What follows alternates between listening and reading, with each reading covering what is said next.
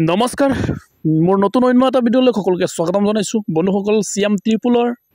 আজি যেটো ভিডিঅ' হ'ব এই ভিডিঅ'টোত সকলো প্ৰশ্নৰ এনসাৰ মই দিব গৈ আছোঁ যেহেতু বহু দিনৰ পৰা বহু মানুহে এসএমএস কৰি আছে যে দাদা প্ৰজেক্টৰ ওপৰত কিবা ভিডিঅ' বনাই প্ৰজেক্ট কেতিয়া সাবমিট কৰিব লাগিব কিবা ফাইনেল ডেট আহিছে নেকি গতিকে তাৰ বাবে মই আজি ফাইনালি এটা ভিডিঅ' আপোনালোকৰ সকলোৰ বাবে লৈ আহিছোঁ আৰু ভিডিঅ'টো লাষ্টলৈকে চাব কাৰণ সৰু সৰু এটা পইণ্ট ছুটি গ'লে একো নাপাব গতিকে লাষ্টলৈকে চালে বুজি পাব যে প্ৰজেক্টৰ একচুৱেলি ডেট আহিছে নে নাই গতিকে তাৰ বাবে মই ডেশবোৰ্ডখন ওপেন কৰিছোঁ যেহেতু আপোনালোকে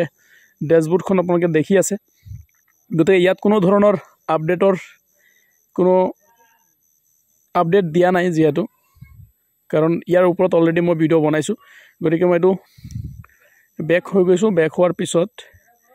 এতিয়া চাওক website last update October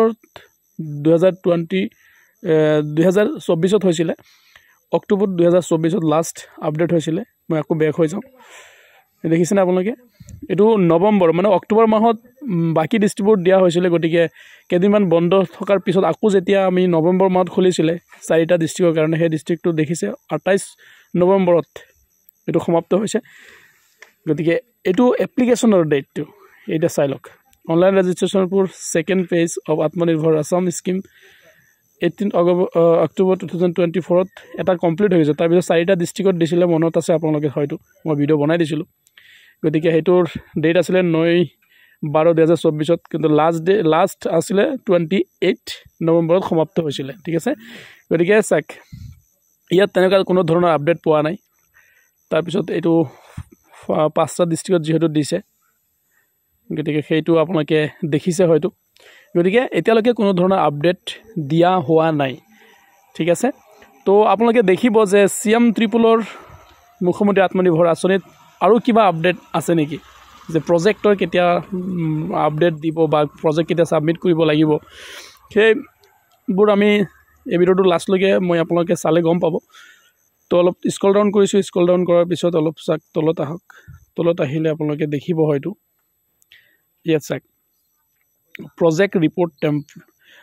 templates তাত গৈছোঁ তাত কোনো ধৰণৰ ওপৰত কোনো ধৰণৰ আপডেট হোৱা নাই আপোনালোকে দেখি আছে নিশ্চয় তো আকৌ মই বেক হৈ যাম বেক হোৱাৰ পিছত অলপ তলত আহিলে গম পাব অফিচিয়েল নটিফিকেশ্যনত কিবা আছে নেকি চাক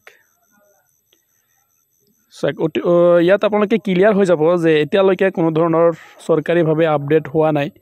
এইটো চাক লাষ্ট অক্টোবৰত আমাৰ যিখন লোকসভাত বহিছিলে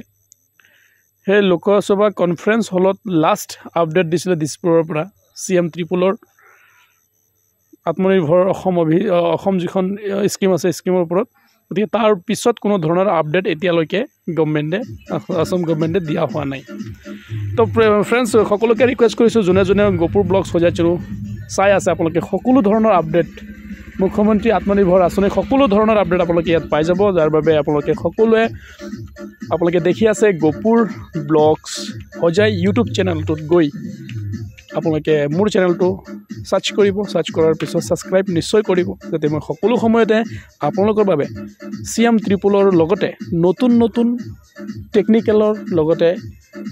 মোৰ ব্লগিঙৰ কিছুমান ভিডিঅ' আপোনালোকৰ কাৰণে লৈ আহিব যাতে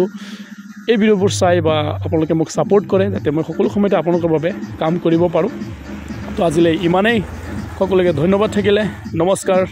জয় আই অসম